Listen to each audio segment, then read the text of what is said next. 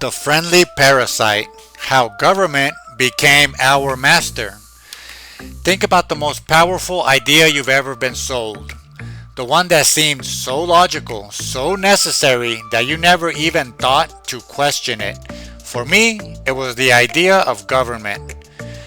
Not the people in it, not the policies, but the fundamental story. The story that a small group of people concentrated in a distant city have the inherent right to tell us what to do, to take a significant portion of what we earn, to decide who can marry, what you can put in your body, and when it's morally justifiable to send you to a foreign land to kill people you've never met. We accept this as normal, as just the way things are. But what if I told you this isn't normal? What if this isn't the original design? That we are living inside a story that has been slowly, imperceptibly rewritten. A story of a servant that became a master. The American Declaration of Independence, the ultimate permission slip for rebellion, contains one of the most radical sentences ever written. And it says this: governments are instituted among men, deriving their just powers from the consent of the governed. Let that sink in. Consent of the governed. The power comes from us. It is loaned. It is delegated. It is conditional. So my question to you, and the question we are going to chase down in this entire series, is this: when did we stop consenting and start complying? When did we start consenting and when did we start complying? When did the relationship shift from a bottom-up grant of authority to a top-down demand for obedience? If a single individual showed up at your door and demanded what the government does, you'd rightly see them as a hostile parasite. But when it's an institution wearing a flag and speaking the language of law, we call it civics. To understand the cancer, we first have to understand the healthy tissue. The original idea, the social contract, was elegant. It was a deal. We as individuals are brilliant but vulnerable. We can accomplish amazing things, but we can't single-handedly defend our property from every threat, or build a vast road networks, or adjudicate every dispute. So we come together, we pool our resources, and we delegate a few very specific, limited powers to a central body. The key words there: specific, limited, delegated. This body, this government, was meant to be a tool, a servant, a functional organ in the body politic, like the liver or the heart, performing a necessary service for the whole.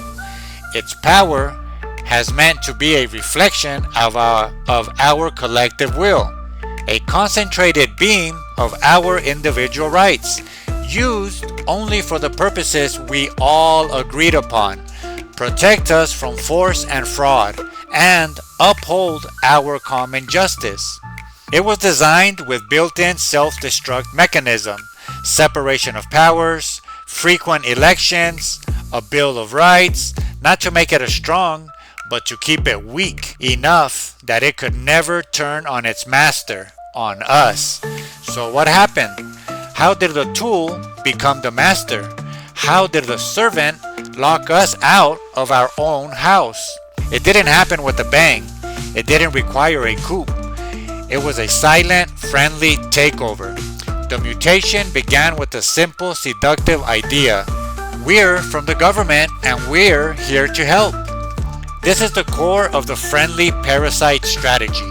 It doesn't attack the host, it convinces the host it's necessary for its survival.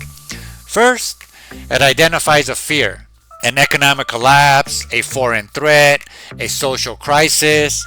It says, this is too big for you. You are not capable, but we are.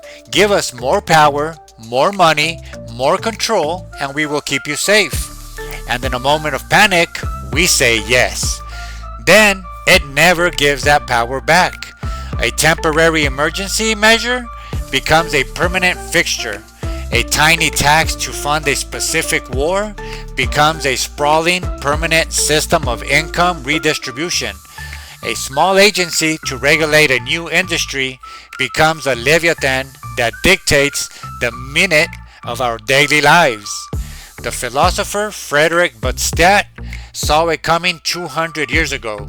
He said, "State is the great fiction by which everybody endeavors to live at the expense of everybody else."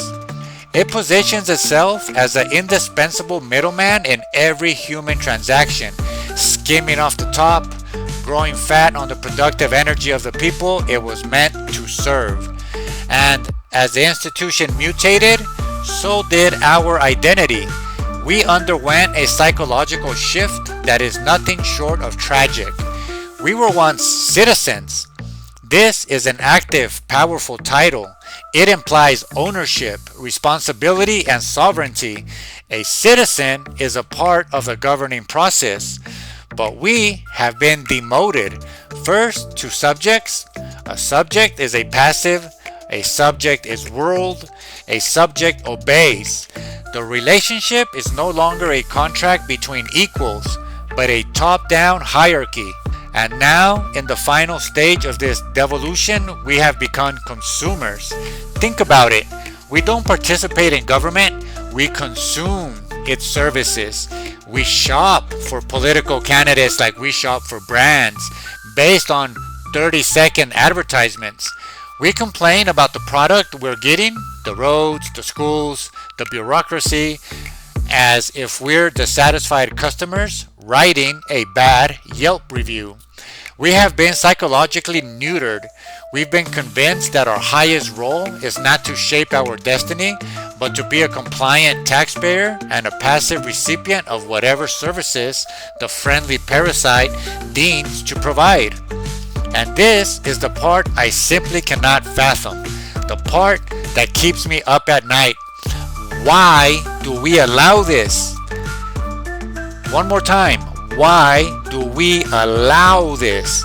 If a man, let's call him Dave, showed up to your door and said, "Hello, I'm going to take 30, 40, maybe 50% of your income this year. I won't give you a clear itemized receipt, but trust me, I'll spend it wisely. Also, you must follow this 20,000 page book of rules that I wrote. Break one and I will fine you, put you in a cage or worse. Oh, and I've monopolized the use of force in this neighborhood, so you can't legally hire anyone to stop me." What would you do? You would laugh. You would get angry. You would slam the door in his face. You would call the police. But when the same proposal is made by an institution called the government, wrapped in a flag and sanctified by tradition, we shrug. We complain, but we pay. We feel a twisted sense of duty. We have been hypnotized by the story. We are like the frog in the proverbial pot, and the water has been slowly heating up for centuries. We've forgotten what it feels like to be free, to be true citizens, to be the masters and not the servants. So what is the treatment? The first step before any policy, any protest, any revolution is this: withdraw your consent from the story. The cancer feeds on our belief of its legitimacy. The first and most powerful act of rebellion is to see the friendly parasite for what it is, to recognize that every law, every tax, every demand for compliance is ultimately backed by one thing and one thing only: the threat of violence. And to ask yourself, do I consent to this? Am I okay with this? This isn't a call for anarchy. It's a call for a reckoning. It's a demand to renegotiate the terms of a deal that has been grossly violated. We must stop seeing ourselves as consumers and subjects and remember that we are citizens. The power is still ours. We have just forgotten how to use it. We've been sleeping, and it's time to wake up.